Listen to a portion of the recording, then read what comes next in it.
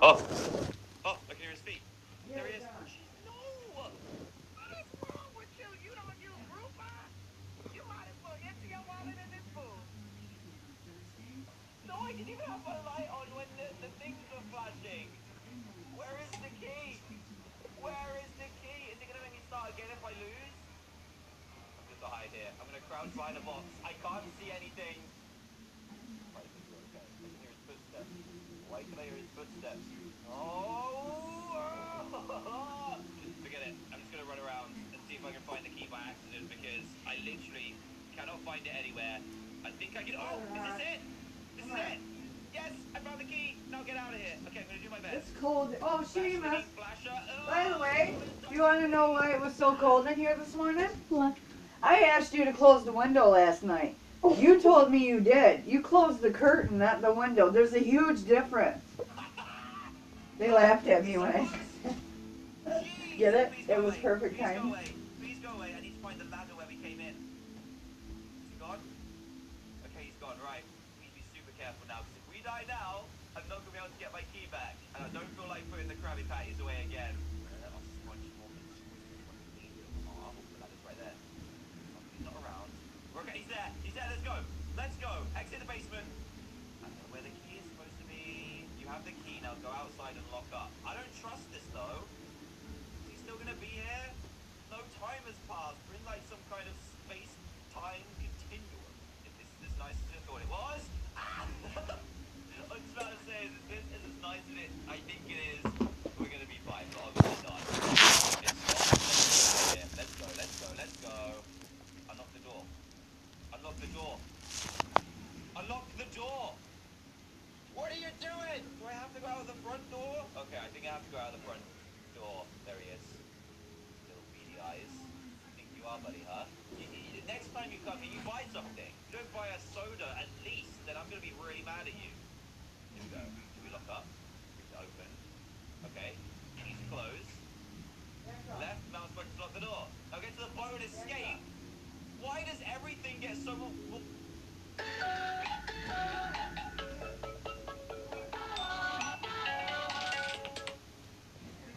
Hello?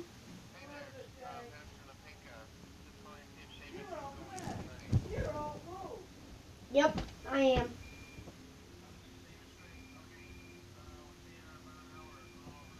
Okay. Mom! What? Little over an hour, are coming. Who? Catch the pizza!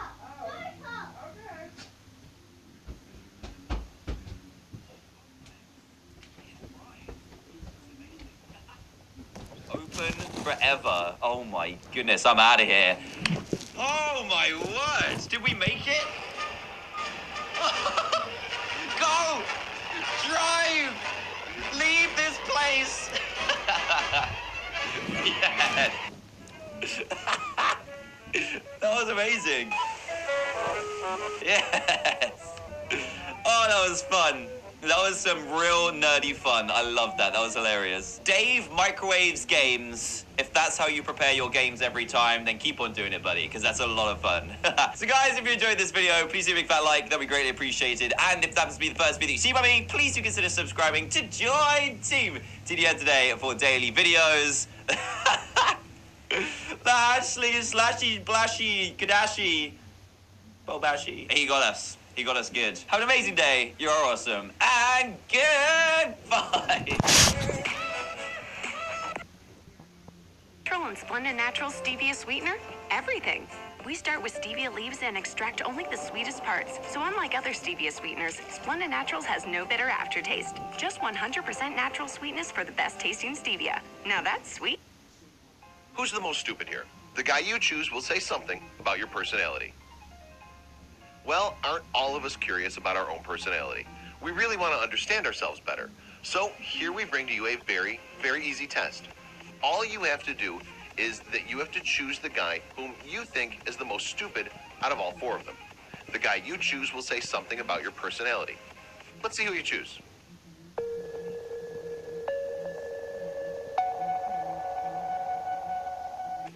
So here's something about your personality and character based on the boy you think is the stupidest. Guy number one. Well, if you think that number one is the most stupid guy in the picture, one thing is for sure. You surrender quite easily in life.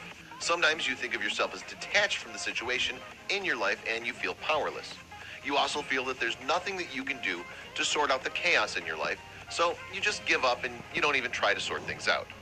This can also be because you're a simple, kind-hearted person. You don't like fighting or any other sort of ruckus. You like simple and easy things for yourself. Guy number two. Your problem is that you act first and think later. You don't see the situation in front of you. Neither do you spend any time processing the situation, nor do you make any attempt to analyze and respond appropriately. All you do is that you make the decision as quick as possible. Now, this is obviously the reason behind most of the problems that you face. But some people think that you're level-headed and strong. Not that those people understand you too well, but they do have a perception. Guy number three. Oh, you're a strong person with a very strong personality. You're a fighter by temperament, and you always choose fight over flight in any situation. You're a person who looks out for solutions to the problems after comprehending the problems in a greater detail. Also, your strategies are always all point. Perhaps this is because you're so rational in your approach towards situations. Guy number four. You are a rebel who sometimes has a cause and sometimes doesn't. This means that sometimes you rebel against things and you have some sort of rational mechanism. Welcome back to my epic Let's Play. Throw those nostalgia goggles in the bin. You're gonna need flashback flashlights for this one.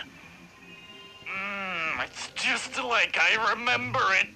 My childhood was licensed by Sony Computer N. Ika. I'm just jerking your gherkin. Everyone remembers Sony Entertainment. Great company, always listens to feedback. All of you fast-flicking console fanboys need to join the PC trademark Master Race by purchasing a PlayStation. We just have so much more freedom for customization. As you can see, I replaced my graphics card with a paper shredder. Turn it up a notch, baby. Velociraptors ate my PlayStation for breakfast. Someone shot mine in the face. Oh no. Barcodes? Someone grab a scanner. At least you're out in the world. You must meet a lot of girls. Barry, is that why you left the beehive? To meet lady bees? Because I hate to break it to you, but you already have. Hey, those are pollen jocks. Wow. What do you think, Buzzy boy? Are you bee enough? I'm not talking about those ones right there. I'm talking about those ones. Worker bees that go out and gather pollen, what you know as the pollen jocks. Yeah, they're all female. Oh, female.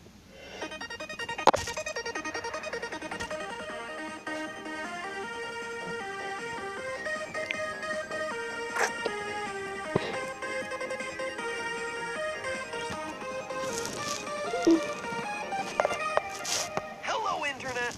Welcome to Film Theory, the show that's about to give BuzzFeed a run for its money.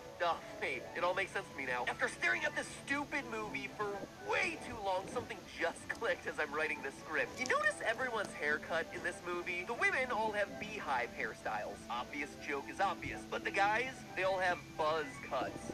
Buzz cuts. And here y'all think that my jokes are bad? This is a real movie that ran in real movie theaters. Ladies and gentlemen, this content. So I'm sure by now you're all familiar with the memes coming out of the Bee Movie, but in case you've never actually stopped to watch the movie, or you did watch it but need a refresher because the plot wasn't exactly the most memorable thing about it, well then, here's what you need to know. Barry B. Benson is a honeybee who travels outside of the hive. A woman named Vanessa. Covered conspiracy. The bee by humans to produce honey. This is honey, Barry. Just what? Bees don't know about this. This is stealing. A lot of stealing. So Barry decides to sue the entire honey industry and wins. As you can imagine, this has some unintended consequences. Now that humans are no longer eating honey, the pollen jocks that harvest nectar for the hive no longer work. And it causes the world's plants to start wilting. So it's up to Barry and girlfriend. Oh, Barry. And they make out! To find the last remaining flowers in America and pollinate plant life on Earth before it's too late. Oh, and a bunch of bees team up to save a commercial jetliner from crashing. Oh yeah, there's also that moment where Vanessa dies in a gruesome parasailing accident. So many things are wrong about this film. The fact that bees and humans can apparently talk to each other, yet Barry's the first bee ever to try striking up a conversation with anyone. You like jazz? The fact that Barry has a romantic rival, and that romantic rival is a human, but beside an insect and a human, nay, Jerry Seinfeld and a human. Worst of all, that bees are a and without them, plant life as we know it would be wiped out. Because this simply isn't true. In fact, it's the complete opposite. Bee populations are on the rise for like the first time ever. And I shared that as a positive news story, but after I finished that episode, it got me researching. We hear all the time that honeybees are on the decline, and that this is a terrible thing for the ecosystem, but is it really? I was honestly surprised by what I found. First, honeybees aren't actually native to North America. They're an invasive species that was first introduced back in 1622 when European settlers brought them over. The Native Americans even called them the white man's fly. And let's be clear, they weren't brought over for their ability to pollinate plants, but rather for their honey. The honeybees we see in the US, like Barry B. Benson, all just started as agricultural animals, like cows. Probably more accurately, like chickens. Bees are used to produce honey. It actually took 100 years before honeybees were brought over for pollination. However, the idea that honeybees are a critical part of that process in the U.S. is a complete and utter myth. First, bees aren't the only type of bee out there. There are more than 20,000 species of bee. Yeah, 20,000.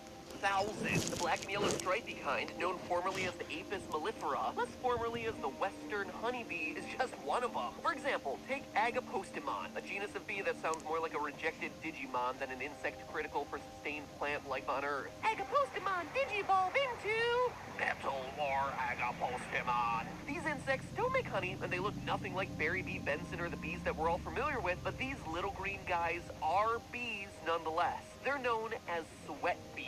Unlike honeybees, which get their nutrients by making honey from the nectar of flowers, these feed from the sweat of mammals. And yeah, when I say mammals, that includes humans. So if you've ever found yourself on a hot day swatting at one of these green-gray that seems to enjoy landing on your neck, it might not be a fly or wasp, but a sweat-thirsty bee trying to get a taste of that salty secretion. Let me lick your neck.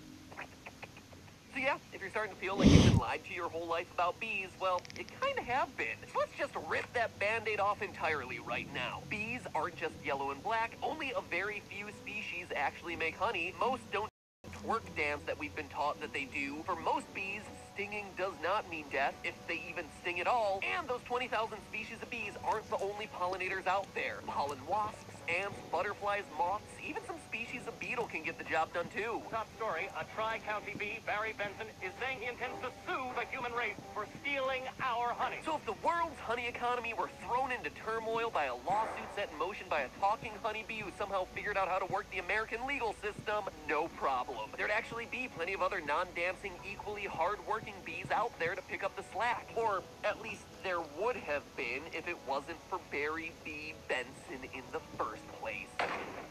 That's right, Barry and the rest of the western honeybees are murderers, but you don't see anyone putting them on trial until today. And you would believe that this insect uprising needs to be squashed. What I mean is that there are conservationists out there who believe that the environment would be better off. How these are linked to the spread of side of a tree. This shall be my legacy. Anyway, his conclusions aren't all that surprising. Anytime you introduce a new species to an environment, it's going to have negative consequences on the local species because the invader doesn't have any